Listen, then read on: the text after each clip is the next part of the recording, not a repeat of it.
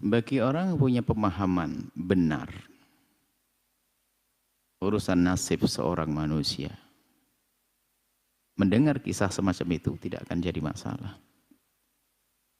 Bahkan bisa saja orang itu memang selama ini tidak pernah sholat, jelas nggak sholat, bahkan mungkin juga mabuk, judi, tiba-tiba pengen umroh,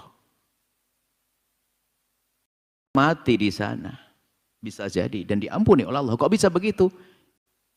Itu namanya husnul khatimah. Bisa saja perjalanannya tadi adalah di saat di atas pesawat, itulah saat tobatnya. Dan dia menyesal. Kalau seandainya dia hidup mungkin akan berubah, cuman sudah dimatikan oleh Allah, husnul khatimah. Begitu sebaliknya, ada orang rajin sholat kepada orang lain baik, tak taunya apa? Lagi mabuk mati, ada namanya su'ul khatimah. Membaca kisah itu jangan Anda membaca yang terjadi pada orang, diri kita. Orang itu ya insya Allah khusnudzon, bahkan mungkin tidak sholat. Dia sudah mati dan begitu, tapi ada orang lain ahli sholat pun ternyata tiba-tiba su'ul khatimah. Kalau ahli akidah mengatakan, kenapa kok orang katanya ahli sholat, kok jadi su'ul khatimah? Balik ke belakang, bisa saja sholatnya bukan karena Allah, mungkin bajunya haram, segala macam dan sebagainya. Yang penting khotimahnya ini loh. Kalau khotimah Anda benar, istimewa sudah. Kalau orang ujungnya, waktu akhir hayatnya benar, baik, yaitu al-ibrah itu anggap yang terpenting adalah husnul khotimah. Semuanya sepakat ini. Kalau husnul, biarpun dia pencoleng, pemabuk, penjudi, tapi kalau husnul khotimahnya baik, maka dia adalah insya Allah, adalah orang baik, selesai. Cuma ini yang harus pahami, semua orang sadar. Siapa yang bisa memastikan semacam itu? Ayo. Dia berkata, saya mau mabuk aja deh, nanti kalau mau mati sholat. Siapa yang ngasih tahu kalau Anda akan mati nanti ya? Siapa ini loh yang itu saja yang mati di Mekah itu nggak pernah ada yang ngasih tahu. Malaikat nggak ngomong, cepat ke Mekah ya, tak tunggu di sana. Nggak ada ngomong gitu. Ini kok sok banget orang-orang kadang-kadang orang ya ini karena lemahnya iman. Justru orang harus takut kita bisa mati sewaktu-waktu. Saat ini bisa mati, Anda bisa mati. Semoga panjang umur semuanya. Makanya menyadari makna inilah orang takut melakukan kemaksiatan. Yang sudah berbuat baik tidak mau berhenti melakukan kebaikan karena takut jangan-jangan aku mati setelah detik ini, maka kebaikan akan aku lanjutkan. Yang masih bermaksiat akan segera berhenti. Bukan khayalannya orang tadi, oh ya nggak apa-apa, yang penting baik sama orang deh biarpun nggak sholat dan sebagainya. Oh iya, matimu bukan waktu kamu sedekah kok, kamu waktu nggak sholat, ayo mau apa? Ini loh husnul khatimah itu adalah yang jadi masalah. Kita tuh sok tahu kalau kita ini husnul khatimah, enak aja, sok banget. GR banget. Siapa yang bilang kamu bakal mati dalam keadaan sholat?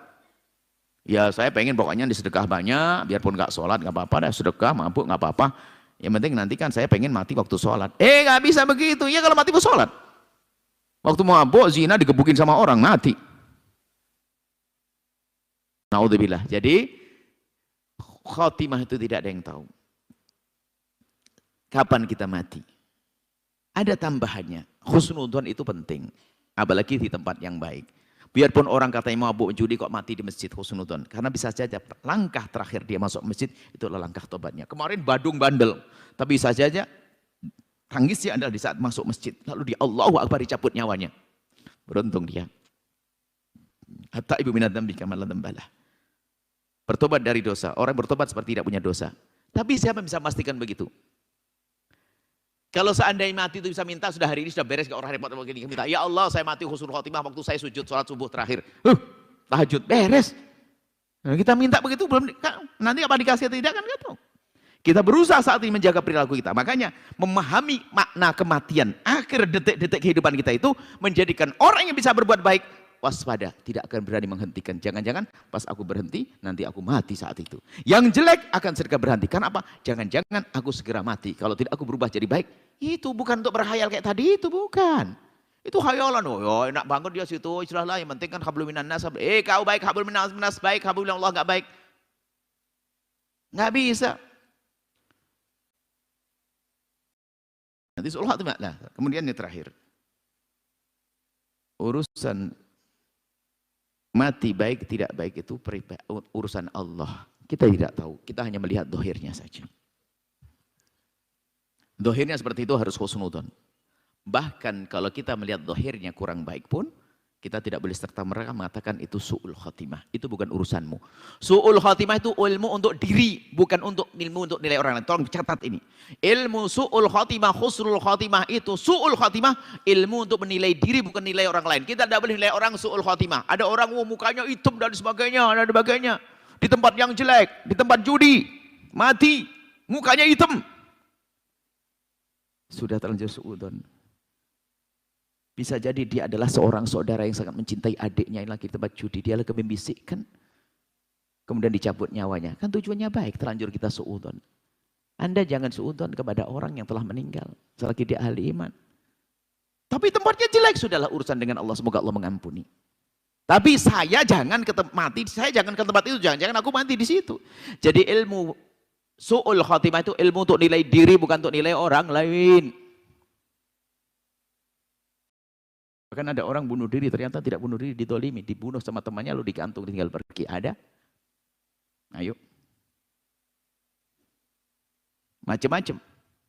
Sudahlah. Kalau ada orang meninggal dunia dari ahli la ilaha illallah, kita doakan semoga Allah mengampuni. Terserahlah masa lalu ingat. Kalau dia pezina, pemabuk, semoga pezina diampuni. Di saat terakhir dia sakaratul maut diampuni. Gitu aja sudah. Yang penting jangan aku mati dalam keadaan begitu. Jangan-jangan memang jelek beneran. Sekarang enggak, dengan dirinya, wah gampang husnudzon, enggak apa-apa kita, yang penting kan hablum minan nas, sholat enggak usah biar saya mati kayak dia, enggak apa-apa, dirinya. Husnudzon kepada Allah iya, tapi husnudzon kita kepada Allah tentunya harus ada upaya. Kullun muyassarun lima khuliqalah. Langkah hidup kita ini menuju tujuan kita. Kalau memang ahli surga, hidupnya itu digampangkan di surga. Ibadah gampang dan sebagainya. Jadi seperti itu.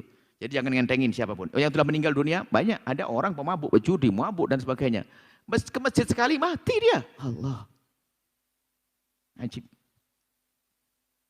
Ada nenek-nenek nggak pernah sholat sepanjang hidupnya. Kakek-kakek nggak pernah sholat. Tiba-tiba datang ustadz umurnya sudah 76. Saya pengen sholat. Saya selama ini nggak sholat. Saya mabuk, judi. Saya pengen tobat. Iya.